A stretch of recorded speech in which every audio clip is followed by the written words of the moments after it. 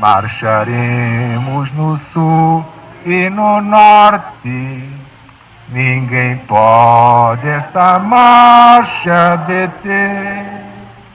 Pois se nós não tememos a morte, a quem é que nós vamos temer?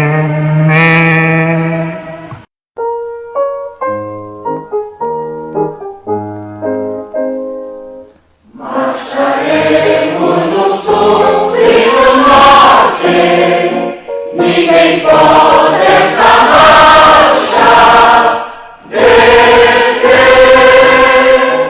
pois se nós não tememos a morte, a quem é que nós vamos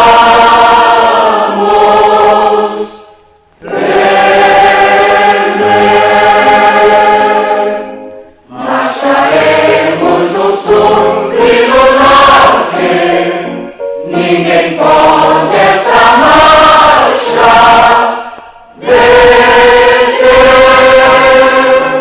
pois se nós não tememos a morte, a quem é que nós vamos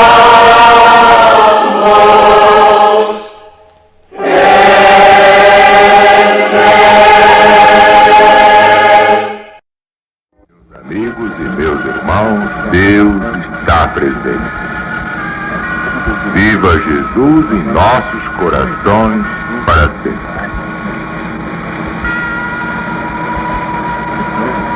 Escreveu Victor Hugo, mais poderosa do que todos os exércitos do mundo é uma ideia cuja hora tenha chegado. O novo mandamento de Jesus é esta ideia. É a ideia máxima, a última palavra deste fim de ciclo.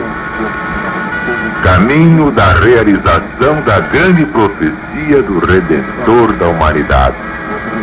Haverá um só rebanho para um só pastor. E o pastor do rebanho único, evidentemente, é Jesus o Cristo, que nos deu seu novo mandamento. E sem este novo mandamento não há religião, não há filosofia, não há ciência, não há política, nem Bíblia, nem Evangelho, nem Apocalipse. E agora, Jesus está voltando. E é por isso mesmo que estamos levando a todo o Brasil o Apocalipse dele. O último livro da Bíblia Sagrada, o livro das profecias finais. Retomando o capítulo 9, versículo 12, passado é já um ai. E eis que depois disso vem ainda 2 ais. Tocou o 6º anjo a sua trombeta e ouviu uma voz que vinha das 4 pontas do altar de ouro que estava diante de Deus, a qual dizia ao 6º anjo que tinha trombeta: solta os 4 anjos que estão presos junto ao grande rio Eufrates. E foram soltos os 4 anjos que estavam preparados para a hora e dia e mês e ano, a fim de matarem a 1/3 parte dos homens. Precisamente os versículos 12 a 15 do capítulo 9 do Apocalipse de Jesus segundo São João. O primeiro ai devia prolongar desde o aparecimento do maometismo até o fim dos 5 meses. Devia terminar então o primeiro ai e começar o segundo. E quando o 6º anjo tocou, foi-lhe ordenado que tirasse as restrições que lhes tinham sido impostas e pelas quais se limitavam à obra de atormentar os homens. E então, sua missão era ampliada a ponto de se lhes permitir matar a terça parte dos homens. E esta ordem veio das 4 pontas do altar de ouro. Então vamos examinar, sempre lembrando aos estudiosos do Apocalipse que a história se repete e que também os símbolos deste Apocalipse se repetem no decorrer da história da humanidade. Os 4 anjos. Estes eram os 4 principais sultanatos de que se compunha o Império Otomano, localizados nas terras banhadas pelo grande rio Eufrates. Estes sultanatos estavam situados em Alepo, Icônio, Damasco e Bagdá. Anteriormente tinham estado retidos, mas agora Deus mandava e eram soltos. Ora, no ano de 1449, desencarnou o imperador grego Paleólogo, mas não deixou filhos que herdassem o trono. Sucedeu-lhe seu irmão Constantino. Mas este não se queria aventurar a subir ao trono sem o consentimento do sultão turco Amurath. Enviou por isso embaixadores pedindo o consentimento dele e o obteve antes de ousar chamar-se a si próprio soberano. Meus amigos e meus irmãos, vamos examinar cuidadosamente este fato histórico. Não é ficção, isto é fato histórico, está na história, à luz da predição já apresentada. Não era por um assalto violento feito aos gregos que o seu império havia de ser derrubado e perdida a sua independência. Entenderam bem? Mas sim pela entrega voluntária e simples dessa independência nas mãos dos turcos, através de Amurath. A autoridade ou supremacia do poder turco foi reconhecida quando Constantino disse virtualmente: "Não posso reinar sem que vós o permitais." Ora, os 4 anjos foram soltos por 1 hora, 1 dia, 1 mês e 1 ano. Para quê? Para matar a terça parte dos homens. Este período durante o qual devia existir supremacia otomana perfaz 391 anos e 15 dias. 391 anos e 15 dias. Com efeito, um ano profético corresponde a 360 dias proféticos, ou 360 anos literais. Um mês profético corresponde a 30 dias proféticos, ou sejam, 30 anos literais. Um dia profético responde a 1 ano literal. E 1 hora, ou 24ª parte de 1 ano literal, a 15 dias. Então, vocês todos aí, somando tudo, encontram 391 anos e 15 dias. Mas apesar de os 4 anjos serem assim soltos pela voluntária submissão aos gregos, outra ruína aguardava a sede do império. Porque Amurath o sultão, a quem foi feita a submissão de Constantino XIII, e com sua permissão este reinou em Constantinopla, isto é fato histórico, morreu pouco depois, sucedendo-lhe no Império, em 1451, Maomé II, que pôs em seu coração conquistar Constantinopla para a sede do seu império. Maomé II fez, portanto, preparativos para cercar e tomar a cidade.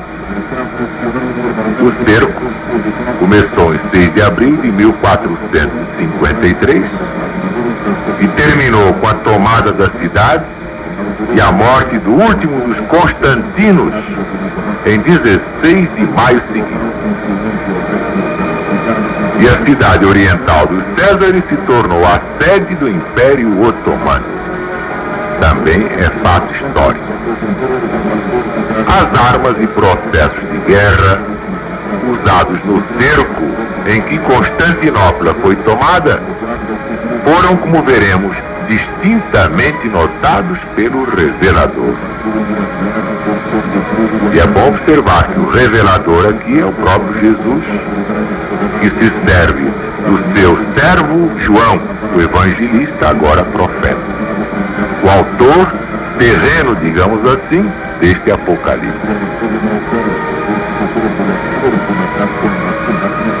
E o número dos exércitos dos cavaleiros, versículo 16, era de 200 milhões. Eu ouvi o número deles. Inumeráveis hordas de cavalos e daqueles que os montavam. Gibbon descreve assim a primeira invasão do território romano pelos turcos. Miríades de cavalos turcos se espalharam por uma frente de 600 milhas, desde o Tauro a Erzerum. E o sangue de 130 mil cristãos foi um grato sacrifício ao profeta Maomé. Alguns supõem que é apresentado 2 vezes o número 200 mil. Segundo alguns intérpretes, encontram este número de guerreiros turcos no cerco de Constantinopla. Dizem outros que 200 milhões significam todos os guerreiros, evidentemente turcos, durante os 391 anos e 15 dias do seu triunfo sobre os gregos. Nada eles podem afirmar, porém, sobre este ponto.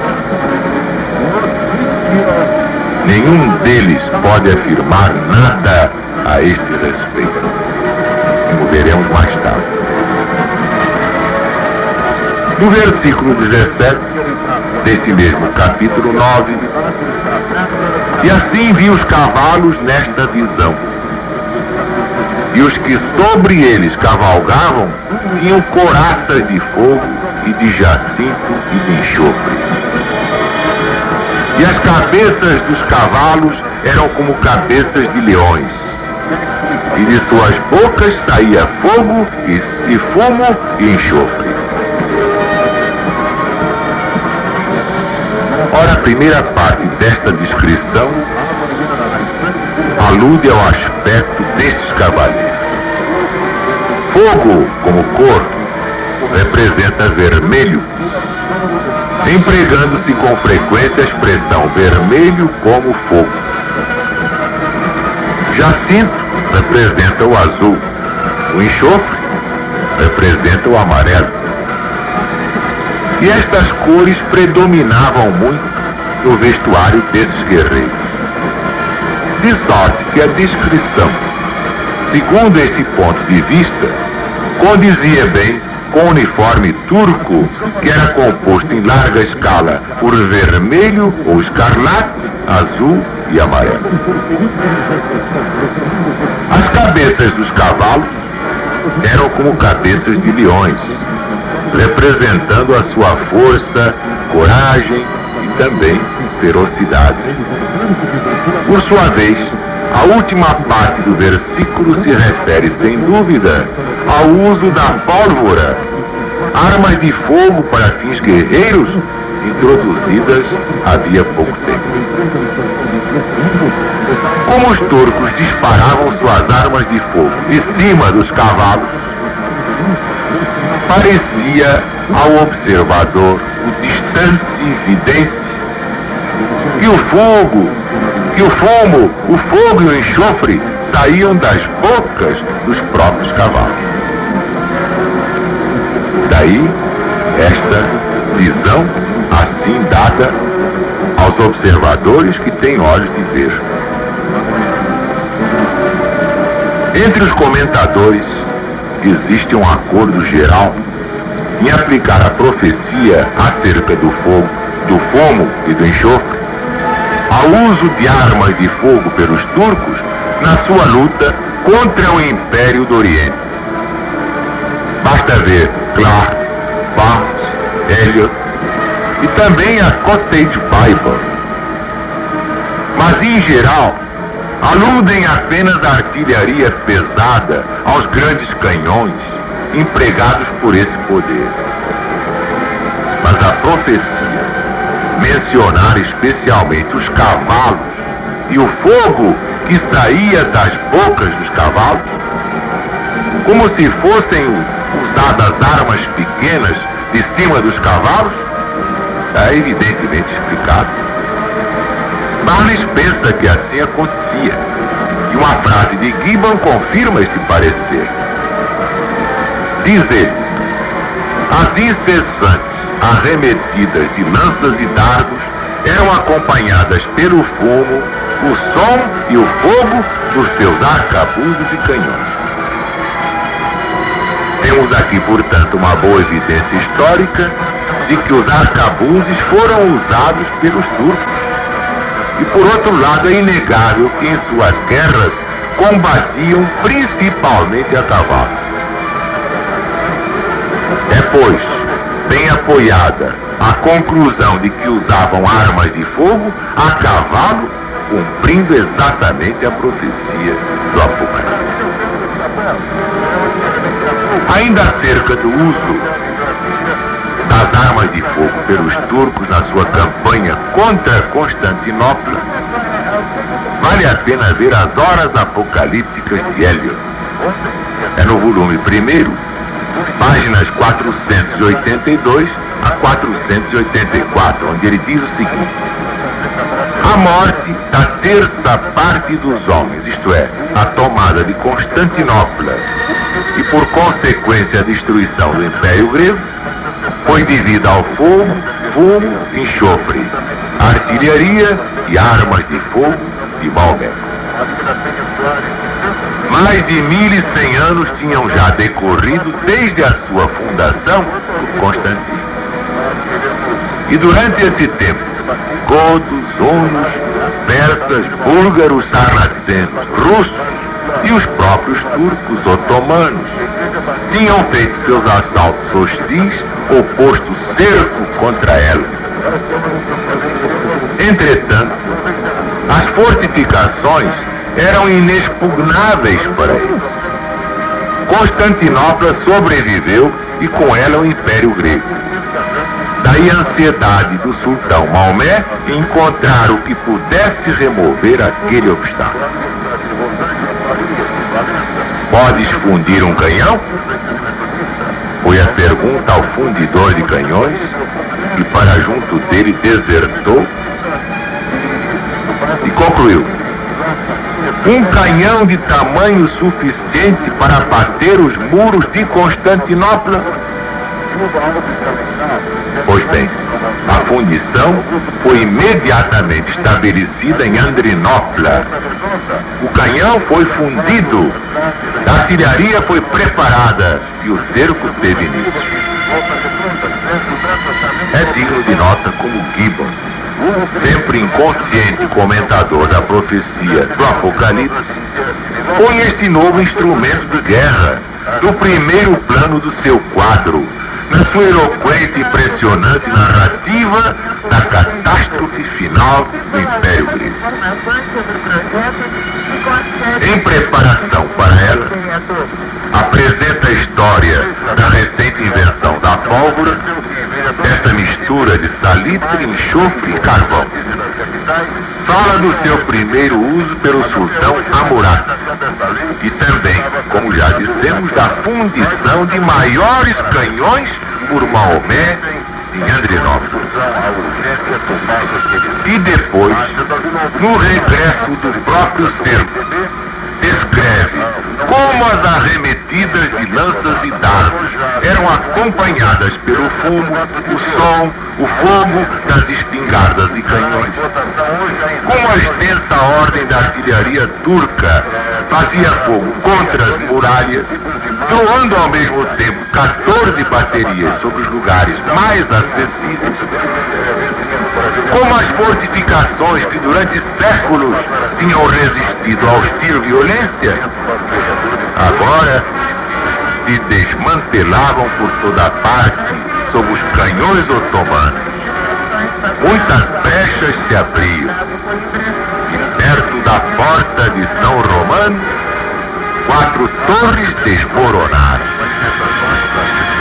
Mais ainda, como enquanto, para todos os lados das linhas, das galés e da ponte, a artilharia otomana fazia fogo, e o campo e a cidade, os gregos e os turcos, estavam envolvidos com uma nuvem de fumo, que apenas poderia ser repelida pela libertação ou destruição final do Império Romano.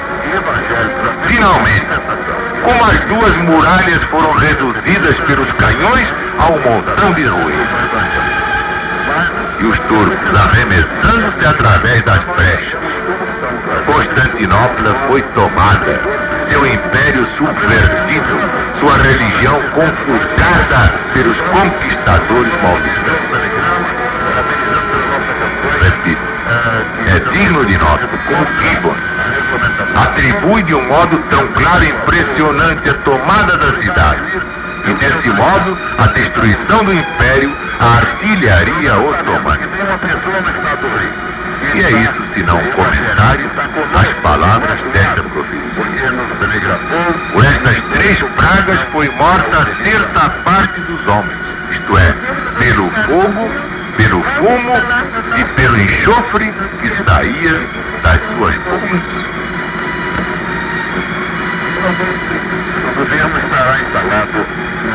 Temos agora o versículo deste mesmo capítulo 9 do Apocalipse.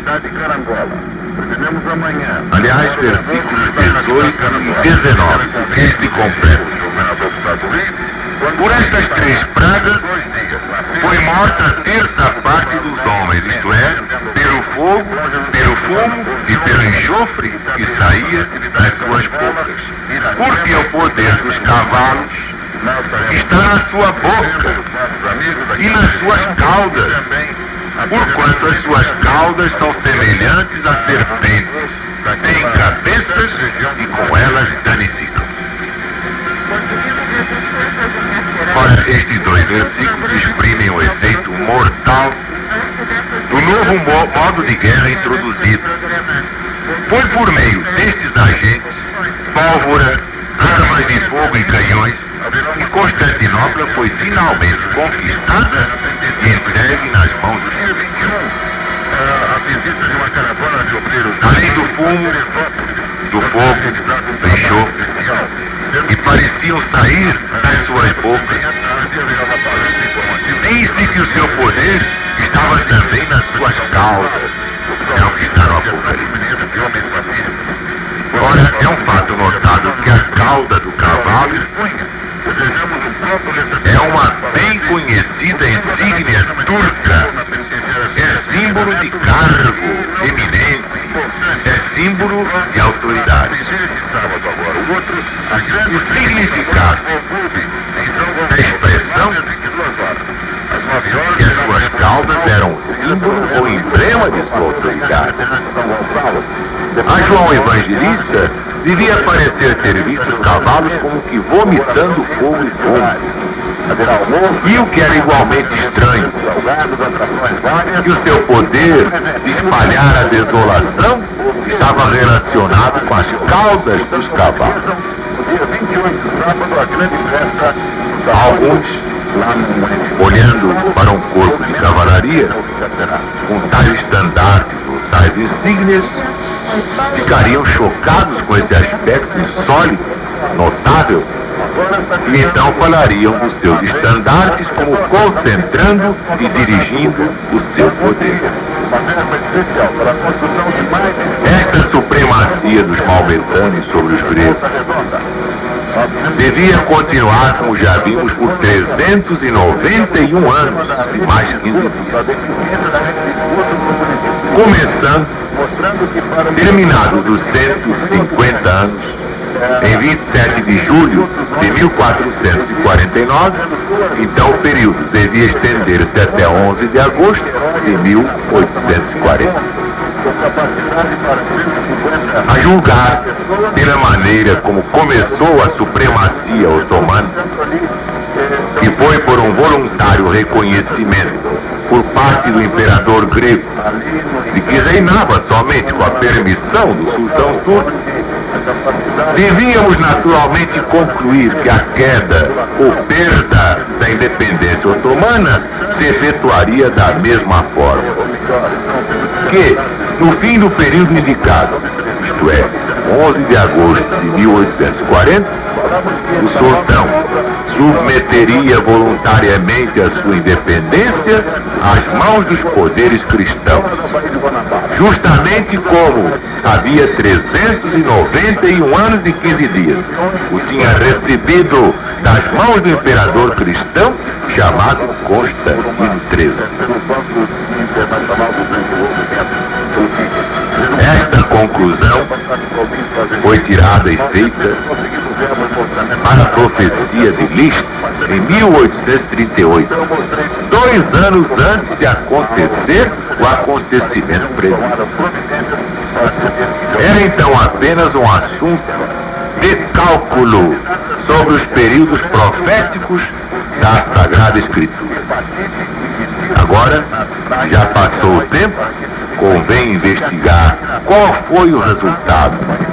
Se esses acontecimentos se realizaram segundo o cálculo anterior. O assunto se resume nesta pergunta: quando foi que Constantinopla perdeu a independência maometana? Dentro deste grande apocalipse. É exatamente o que vamos ver amanhã. Sempre lembrando que a história se repete, porque a humanidade evolui em pequenos ciclos dentro de um grande ciclo. Mas nesta oportunidade, esta é exatamente a interpretação. O veremos amanhã. Leiam todos, meditem todos no livro das profecias finais, o Apocalipse de Jesus segundo São João, porque Jesus está realmente voltando, para quem tem olhos de ver. Que a paz de Deus esteja com todos, agora e sempre. Viva Jesus!